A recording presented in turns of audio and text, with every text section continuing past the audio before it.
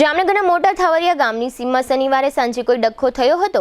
આ ડખ્ખાના અનુસંધાને સ્થળે પોલીસ પણ પહોંચી હતી। તે દરમિયાન 3 શખ્સોએ ફોજદાર અને પોલીસ ઇન્સ્પેક્ટર સાથે પણ અયોગ્ય વર્તન કર્યું હતું અને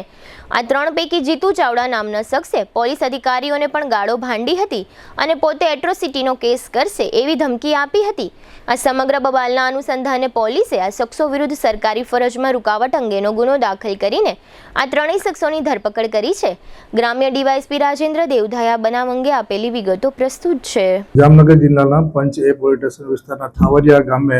જમીન બાબતની તકરારને લઈ અને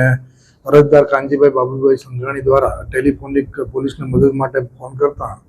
પંચ એ પોલીસ સ્ટેશનના પીઆઈ શ્રી એમએન શેખ અને સ્ટાફના માણસો દ્વારા થાવરિયા ગામની સીમમાં વાડીએ જતા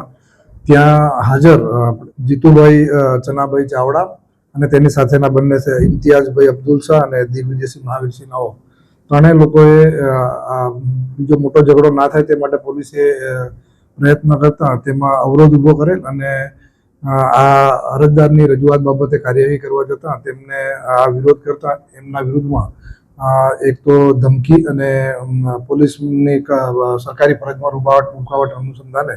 ગુનો દાખલ કરવામાં આવે છે। તેમાં પીઆઈ શ્રી એમએન શેખ દ્વારા ફરિયાદ આપવામાં આવેલ છે અને એ ફરિયાદના કારણે આરોપીઓની ધરપકડ પણ